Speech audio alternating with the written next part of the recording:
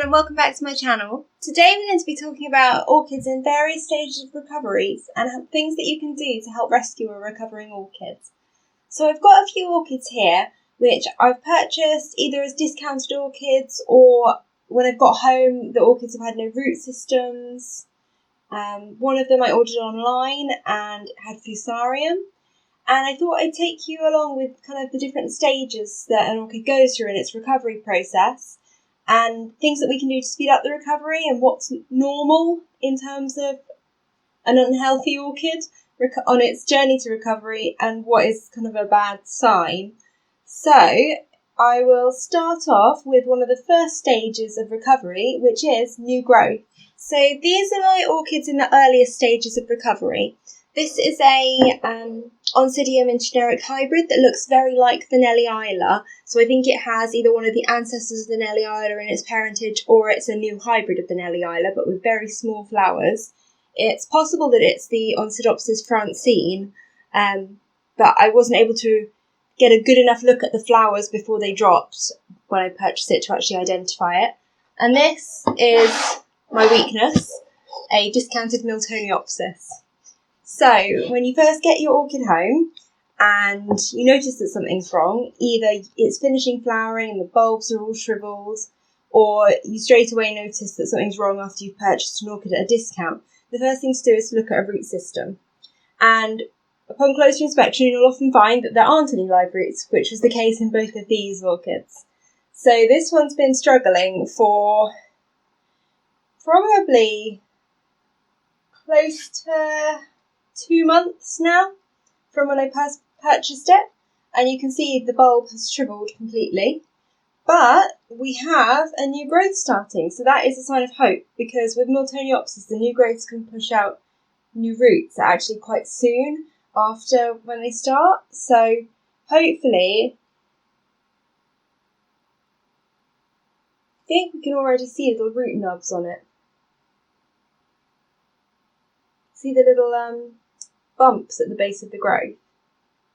They look like the very start of root nubs to me, so hopefully that one will push out new roots soon, because as soon as it gets some roots down into the potting media, we have a much better chance.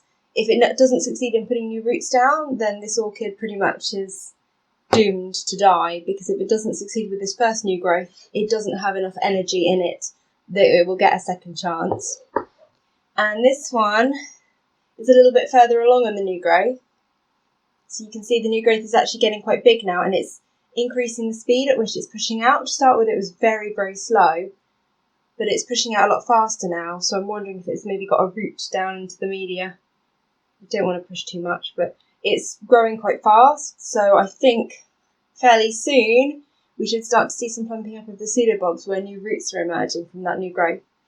Now, unfortunately, these type of orchids, Oncidium generics and Miltoniopsis, that sort of thing, they need a new growth to start before they can produce new roots. If they have a few live roots, then they can branch off them, but if all the root system is dead, then we have to wait for the new growth to start first. Now, while we're waiting, it's kind of a play-off between how much energy the plant has managed to store in its pseudobulbs before its roots died, and whether that is enough to actually push out a new growth and a new root system. And if it's not, then your orchid isn't going to do very well. So this is why it's suggested to buy orchids with 3 or more pseudobulbs, or make divisions with 3 or more pseudobulbs, because that's kind of the required energy and water storage that it would require to easily push out a new growth. And you can see this one has 1 seedling pseudobulb and 1 bigger pseudobulb, so it's struggling. Whereas this one's pushed out a lot faster, probably just because it had that extra pseudobulb. It's got 3 pseudobulbs on that one. Miltoniopsis are more prone to struggle as well once they start getting into this downward spiral, because they lose water very easily through the leaves. They've not really evolved mechanisms to retain it, and this is kind of my thought process behind it anyway. So when they don't have any roots that can obtain water, they go downhill very quickly and it's very difficult to recover them. Things that we can do to help orchids while they're in this recovery process is simply to increase the humidity around the orchid, because that decreases the amount of water that the orchid is losing and then it gives it a bit more of a chance to push the energy and the nutrition and the water into the new growth, rather than it losing lots and lots of water through the leaves, not having any roots to pull more water in, and not having enough energy to push out that new growth. So that's the thought behind increasing humidity and helping a struggling orchid. The only issue I have with that is to say that if you're increasing the humidity, for example, with the Sphagnum bag method or an enclosed humidity chamber, then just to make sure that you're also giving good airflow, because unfortunately, if you increase the humidity, i.e. in a small enclosed space like in a bag, and there's no airflow around it, what you'll end up with, or what I've ended up with in the past when I've tried this method, is a lot of rot around the pseudobulbs and the roots. And these orchids, when they're in this state, they really struggle to fight off bacterial and fungal infections, or any underlying viral infections also, but the rot would mainly be bacterial or fungal. So when I've tried the Sphagnum bag method, I've just found mould and rot sets in really quickly, so for me that doesn't work. Any method can work for anyone in the right conditions, in the right environment.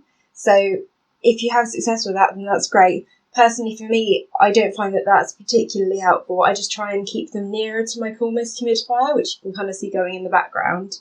And the recovering orchids I tend to put along the bottom shelf, where it's a little bit cooler for Oncidium and Miltoniopsis types. So they're nearer to the humidifier.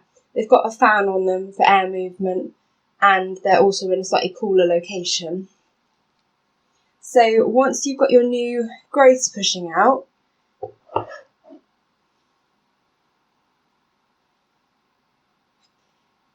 the next stage is then putting roots down into the media.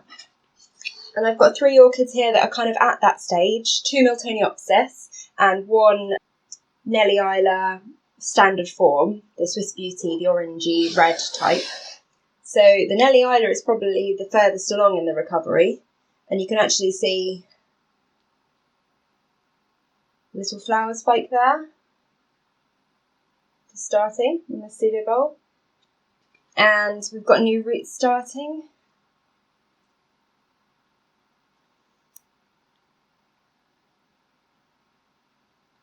So the pseudobulbs plumped up very rapidly. So I have a bit of a weakness for Nelly Islas and Miltoniopsis, as you may have gathered. So whenever I see a discounted Nelly Isla or Miltoniopsis, I'm kind of drawn to it against my better judgment.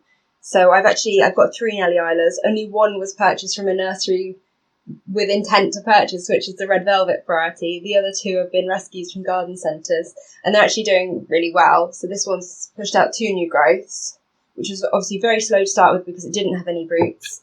But as they put out roots, it's sped up and they're now producing a flower spike. And I might even let this one flower. Nelly Islas are very floriferous. They're really easy to get to flower, and they push out spikes really easily from new growths. That's not always a good thing if they've not got any roots.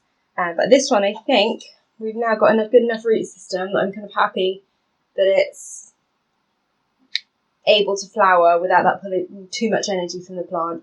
And you can see that all the old pseudobulbs have plumped up. They never seem to fully plump back up, but considering how shriveled these were before, I'm happy with this. And that'll only get better as they put more and more roots down into media. This one is another Miltoniopsis, kind of further along in the recovery stage, and you can see the new roots there. And you can see to start with when it was pushing out the leaf crinkling, which is a sign of dehydration where it didn't have a great root system, and that has disappeared as it's pushed out more and more roots, and the leaves that have followed don't have this crinkling on. Again, another Miltoniopsis here, and this one has actually got quite a few new growths. It's got 3 new growths. It wasn't in such a bad state when I purchased it. It was dehydrated, but it did still have a few good roots. It's recovered that much faster. You can see again the crinkling. Whenever a Miltoniopsis dries out, whether it's because you've forgotten to water or because it doesn't have any roots, you get this crinkling effect, which will then, it will never go away on those leaves, but the leaves that are pushed out in future, see that? The leaves that are pushed out in future will not have this effect because it's now getting adequate hydration.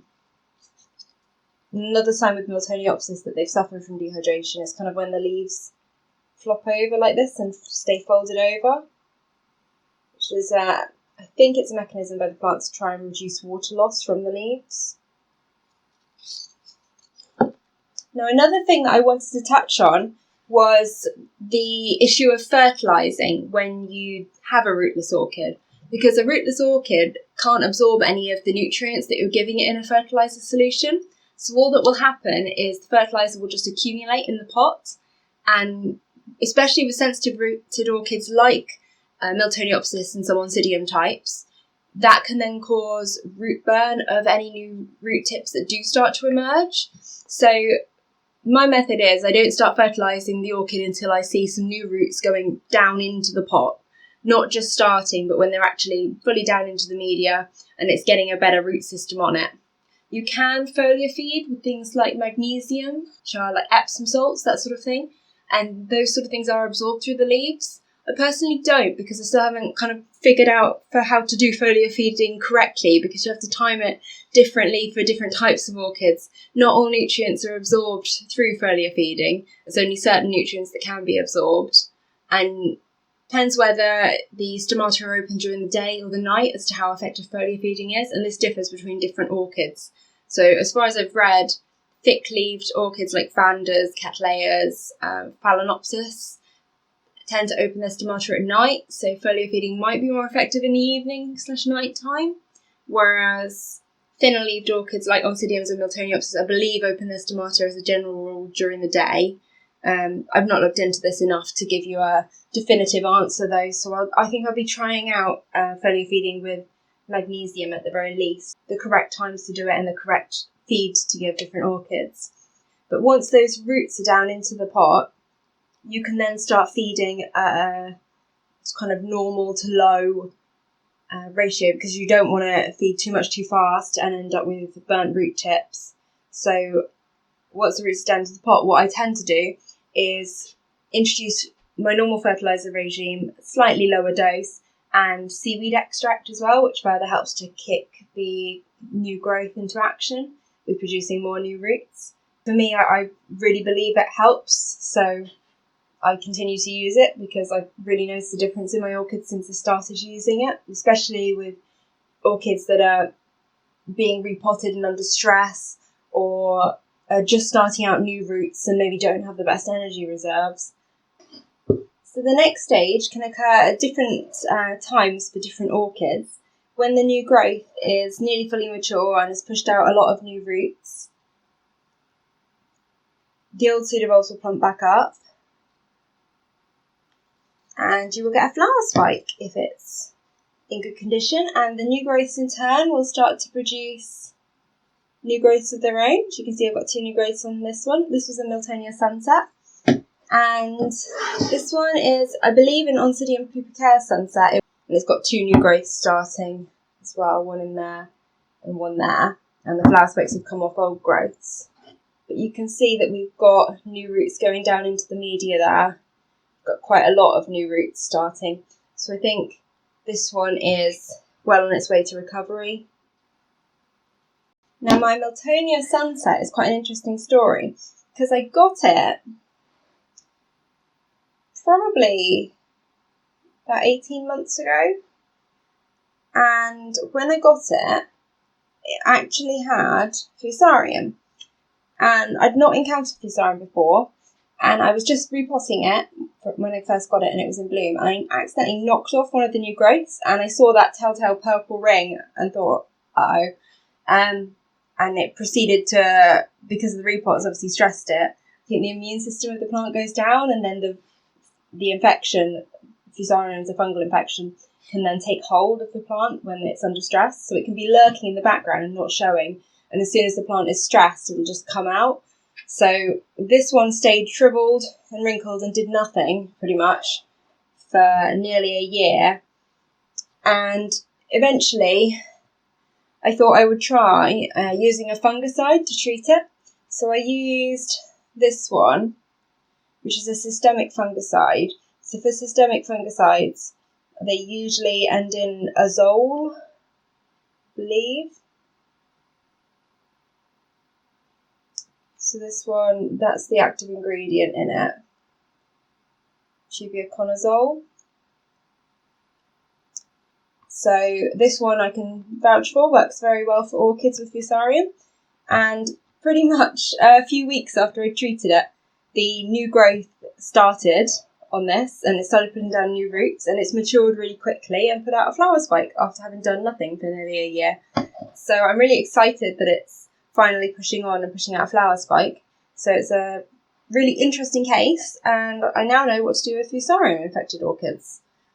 So yeah, I think that's kind of everything that I wanted to cover today with the steps in a recovering orchid's journey and things that you can do to help the orchid, which really is just to increase the humidity around the orchid so it's losing less water, so you give it the best chance possible to best utilise what water and nutrients it does have stored.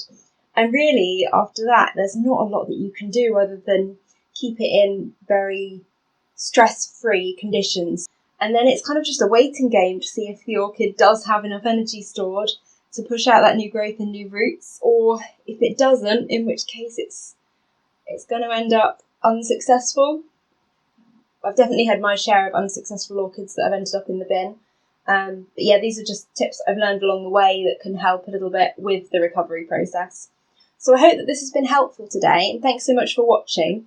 Let me know in the comments below if you do have any questions, and if you enjoyed this video, then like and subscribe for more regular orchid updates. Thanks very much for watching. Bye!